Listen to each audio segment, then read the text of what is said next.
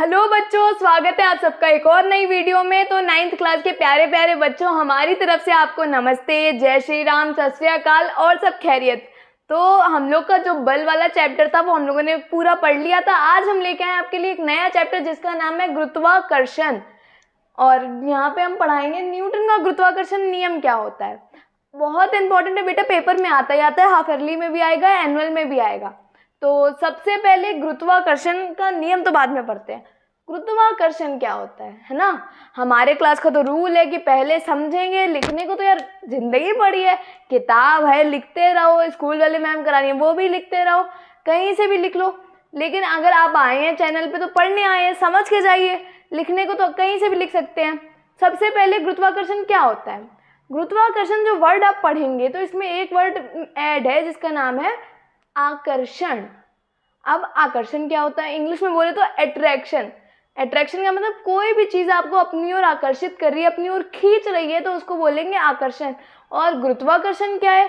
गुरुत्वाकर्षण होता है जैसे कि हम लोग खेल रहे हैं क्रिकेट, आपने फेंकी बॉल, जो वहाँ पे क्या कहते हैं बैट्समैन है वो उसको हिट नहीं कर पाया, उसको नहीं मार पाया, तो वो बॉल कहाँ जाएगी। अब आप लोग कहेंगे विकेट पे भी लगेगी। अरे यार विकेट टिकेट हटाओ, जमीन पे जाएगी ना, कभी तो वो जमीन पे जाएगी। तो ये क्वेश्चन दिमाग में आया कि वो जमीन में क्यों जा रही है, वो ऊपर भी तो जा सकती है। कोई चीज़ गिराई हमने तो हमारे दिमाग में ये भी तो क्वेश्चन आ सकता है कि नीचे क्यों गिर रही है भैया, या ऊपर भी तो जा सकती है, नीचे जरूरी जाना। जैसे ये मार्कर है हमारे हाथ में, मार्कर दिख रहा था, ब्लैक वाला एक मार्कर है बहुत अच्छा सा कैमलिन का, ठीक है। इसको हम गिराते हैं, नीचे आया, फिर से गिरा के देखते हैं, चलो ये तो नीचे आया, फिर से देखते कहीं इस बार हो सकता है ऊपर चला जाए ना, उसका मन है। नीचे आया। अब सबसे बड़ी बात, ये नीचे क्यों आया, ये ऊपर भी तो जा सकता है भाई, ऊपर के साथ इतनी नाइंसाफी क्यों। ऊपर भी तो बोलेगा कि नीचे क्यों जा रहे हो, हमारी तरफ आओ, ये कोई रूल थोड़ी है कि एक तरफ चले जाओ, हिसाब तो बराबर होना चाहिए। तो ऐसा होता है गुरुत्वाकर्षण के कारण। गुरुत्वाकर्षण जो बल है वो हमारी पृथ्वी, हम लोग अर्थ के ऊपर खड़े हैं, पृथ्वी धरती के ऊपर खड़े हैं, तो धरती के पास एक फोर्स होता है, एक बल होता है जो होता है गुरुत्वाकर्षण बल, जिससे वो प्रत्येक वस्तु को यानी हर वस्तु को अपनी ओर खींचती है। आप एक तरीके से कह सकते हैं बांधे रखती है, अपने ओर आकर्षित करे रहती है, जिस बल को हम बोलते हैं गुरुत्वाकर्षण बल। और यानी अगर हम गुरुत्वाकर्षण की परिभाषा देखें तो पृथ्वी का वह गुण जिससे वह प्रत्येक वस्तु को अपनी ओर आकर्षित करती है गुरुत्वाकर्षण कहलाता है।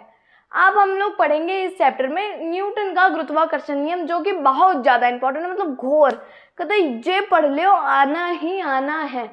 तो न्यूटन भाई साहब को, यानी न्यूटन सर को तो सब लोग जानते ही हैं। न्यूटन सर थे एक सेब के पेड़ के नीचे लेट के आराम कर रहे थे कि यार बच्चों को दुखी करने का कोई नया तरीका बताओ, ऐसा कोई तरीका बताओ लोग हमें ज़िंदगी भर याद करें, हमें कहते रहें कि कितना बेकार था, कितना कुछ दे गया। सॉरी नहीं, लेकिन वो लेटे हुए थे पेड़ के नीचे, तो पेड़ से एक सेब आता है और उनके सर पे गिरता है, ठीक है। पेड़ से एक सर पे जब उनके सेब गिरा तो उनके दिमाग की बत्ती जली।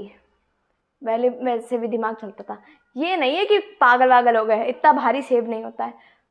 ये सेब गिरा तो चलो ठीक है, गिरा, चोट लगी, कोई बात नहीं, सेब खा भी सकते थे लेकिन उन्होंने नहीं खाया। मगर ये नीचे क्यों गिरा, ऊपर भी तो जा सकता था, उनके दिमाग में जो आई। तो उन्होंने कहा अब हम बनाएंगे इसके ऊपर थ्योरी। फिर उन्होंने इसके बारे में इतना कुछ दिया है कि बच्चे आज कहते हैं काश वो पेड़ नारियल का होता, लेकिन ऐसा कुछ नहीं है। सेब गिरा तो इससे हमको इतना अच्छा नियम मिला। नियम कठिन कतई नहीं है। अभी देखेंगे, ये हो सकता है भाई क्या है, जे मछली जैसा बना हुआ है, क्या क्या है, जे क्या है, एम बन गया, M2 क्या है, डर लग रहा है। लेकिन डर कब तक लगेगा, जब तक वो चीज़ समझ में नहीं आएगी। तो हम लोग क्या करते हैं, बिना टाइम वेस्ट किए समझते हैं।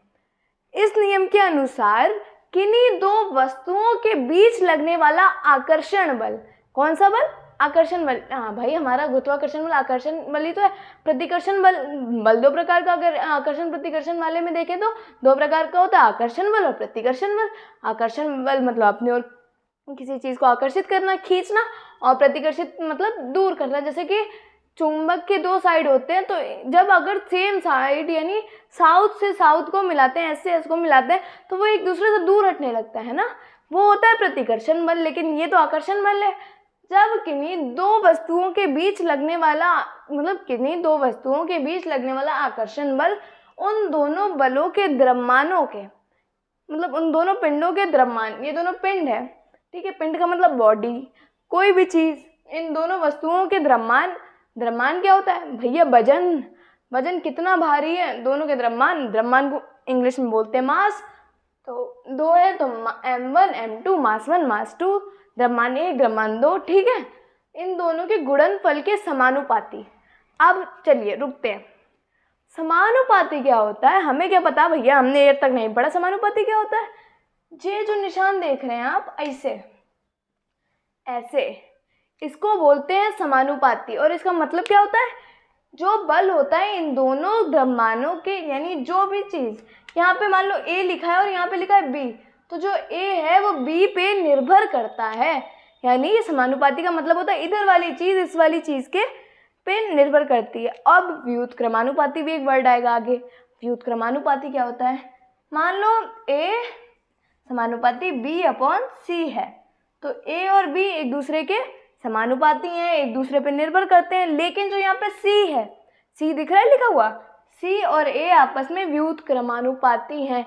जैसे जैसे C की वैल्यू बढ़ेगी वैसे वैसे A की वैल्यू कम होती जाएगी, या जैसे जैसे A ज़्यादा होता जाएगा वैसे वैसे C कम होता जाएगा, ठीक है, ये चीज़ समझ में आई। तो ये नियम क्या होता है कि दो पिंडों के मध्य लगने वाला आकर्षण बल उन दोनों के द्रव्यमानों के गुणनफल के समानुपाती तथा मध्य की दूरी यानी इन दोनों के बीच की दूरी हमने क्या मानी है r, तो इन दोनों के मध्य के बीच की दूरी के वर्ग का मतलब स्क्वायर, और अगर r स्क्वायर को खोल के लिखेंगे तो हमने मैथ्स में पढ़ा r इंटू r, है ना, मध्य की दूरी के वर्ग के व्युत्क्रमानुपाती होता है, व्युत्क्रमानुपाती है तो यानी उसको हम सामने अपॉन में लिखना पड़ेगा भैया।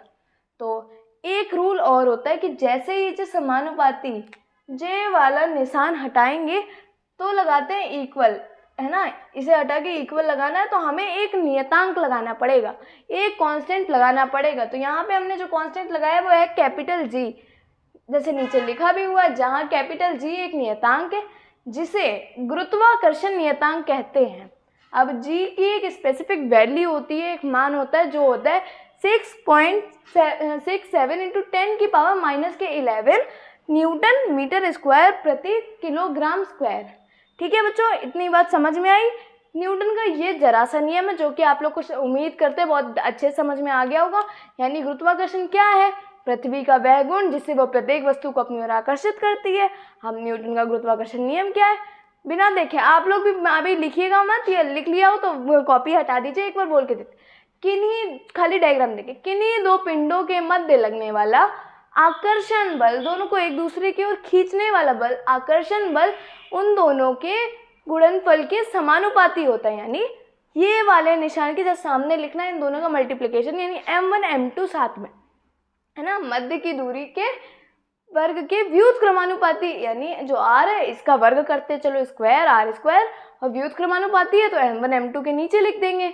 अब जो ये वाला निशान है मछली जैसा लग रहा है, आप कहेंगे मैम ये मछली जैसा कहाँ है, इसे मछली जैसा काहे बोल रही हैं, देखो